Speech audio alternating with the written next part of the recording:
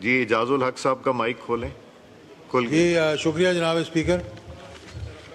ये अभी तक जो गुफ्तगू हो रही है उसी सिलसिले में मेरा भी सवाल था। क्वेश्चन नंबर जी question number 5 I think 3 answer be taken as red. Sorry मेरी ऐनक नहीं पहनी। जी अब सवाल कीजिए। जी सवाल यही मैंने पूछा था। तो थोड़ा सा मैं इस पे जिक्र करना चाहूँगा कि जो अभी गुफ्तगू हो रही थी उसी का हिस्सा है, किस्म का फूड सिक्योरिटी का हिस्सा है।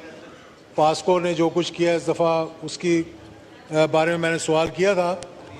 तो मैंने पूछा ये था कि कहाँ कहाँ पर दफ्तर खुले हुए हैं इनके। तो उन्होंने कहा we have 238 offices all over Pakistan और पंजाब और वेयर एवर। और उसके साथ ही मैंने सवाल पूछा था कि क्या क्राइटेरिया है आपका ऑफिस खोलने का कि जहाँ पर कैपिटा सबसे ज़्यादा प्रोडक्शन हो रही है वहाँ पे ऑफिस ही कोई नहीं है।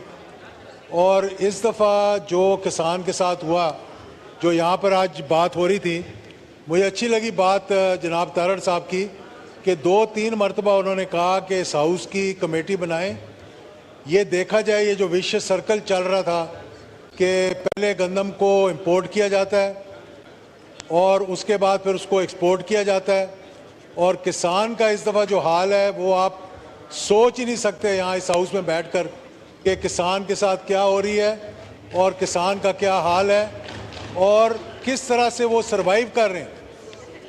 मैं ये कहना चाहूँगा यहाँ पर कि 500 रुपये की एक बोरी बिकी है, वो किसान तक नहीं पहुँची, वो आड़तियों ने लेकर अमले के साथ मिलकर पैसा मुझे नहीं पता कि कहाँ से कहाँ तक गया है। यहाँ तक कि FIA ने उनके ट्रक पकड़े जो कि गंदम की बोरियां एक ज़िले से दूसरे ज़िले पे जा रही थी। तो मैं ये कहूँगा कि जो तारड़ साहब ने अभी प्रपोज़ल दिया है और हमारे दोस्त इंसिस्ट कर रहे थे कि जुडिशल कमीशन होना चाहिए, मैं कह रहा हूँ कि इस हाउस की कमेटी बना दें, ये चेक करें। क्योंकि हमें ये मालूम है, ये पता था कि इस दफ़ा एक बम्पर क्रॉप होगी। हमें ये भी मालूम था, अगर आप रिकॉर्ड उठा के देखें कि पिछले साल की अभी तक कितनी गंदम पड़ी हुई है, पिछले साल की जो गंदम पड़ी हुई है अभी तक वो स्टोरेज के अंदर है। जी सवाल क्या?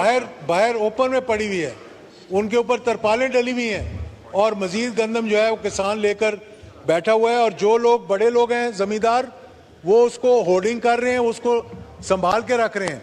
कल को क्या होगा कि जब थोड़ी बहुत कमी आएगी तो आप क्या करेंगे कि उन्हीं किसानों को पकड़ेंगे जिन्होंने वो अपनी स्टोरेज की होगी और फिर वहाँ पर छापे पड़ेंगे और वहाँ पे उनको पकड़ कर फिर अंदर किया जाएगा।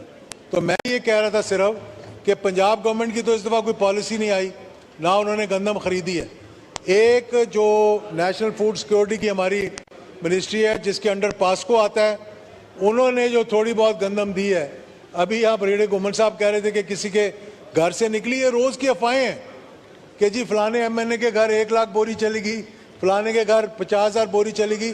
किसी MNA के घर बोरी नहीं गई, बोरियां अमले ने आड़तियों के साथ मिलकर बेची है और वो पैसा पता नहीं कहाँ कहाँ डिस्ट्रीब्यूट हुआ है। इस चीज़ की इंक्वायरी होनी चाहिए, मैं समझता हूँ। ठीक जी आजम साहब, अच्छी बात की जी फाजल रुकन ने जो आखिरी बात कर रहे थे। इंक्वायरी नहीं सर, इंक्वायरी से बात आगे गई है। FIA को टास्क किया गया, FIA ने इंक्वायरी करने के बाद जिन जिन सेंटर्स के ऊपर क्रिमिनल एक्ट्स पाए गए वहाँ पे FIRs हुई हैं, गिरफ्तारियाँ हुई हैं। उसके लिए एक स्पेशल कमेटी बना रखी है प्रोसिक्यूशन की। प्राइम मिनिस्टर साहब ने मिनिस्टीरियल ओवरसाइट रखी है। और मैं फिर ये कह रहा हूँ फ्लोर ऑफ हाउस पे, क्योंकि जो बेगुनाह लोग हैं उनके साथ ज़्यादती ना हो जाए और बड़ी मछलियाँ पीछे ना रह जाएँ। प्राइम मिनिस्टर की ये हदायत है वज़ीर-ए-आज़म शहबाज शरीफ साहब की कि कोई बेगुनाह आदमी जो है वो चालान नहीं होगा और कोई गुनाहगार जो जितना भी बड़ा है वो इससे बचेगा नहीं। जो ये बात है कि कोई लाख बोरी ले गया, आपको भी पता है ये हुस्ने बयान के लिए हो जाता है, लेकिन ये वाक़यात हुए हैं जहाँ पे मेरे अपने ज़िले में, मैं नाम नहीं लूँगा, मेरे दोस्त नाराज़ हो जाएंगे अपोजिशन के, हमारे पार्लिमानी जो रुकन हैं उनके हवाले से काफ़ी ज़्यादा शोर मचा के जी एक सेंटर से 10,000 बोरी जो थी उन्होंने वो ज़बरदस्ती वहाँ से उठाई गई। उसके बारे में भी वो तहकीकात हो रही हैं। लेकिन coming back to the point जो मैंने अर्ज़ किया था, पार्लियामान जनाब स्पीकर अपनी एक्सटेंडेड आर्म के ज़रिए एक एग्जेक्टिव के ऊपर ओवरसाइट एक्सरसाइज करती है। जो बात जनाब खुर्शीद शाह साहब ने की है, पीर साहब ने वजह फरमाया कि हाउस कंप्लीट होगा जब हमारी कमेटीज़ हैं। अपोजिशन ने भी आज एडवाइजरी कमेटी में कहा कि वो नाम फाइनल कर चुके हैं, वो दे देंगे आपको, आप कमेटीज़ बनाएं। मेरी नज़र में इस ऐवान की इज़्ज़त और तौकीर इस बात में है कि जो फूड सिक्योरिटी की कमेटी बने, स्टैंडिंग कमेटी, वो इस मामले को देखेगी।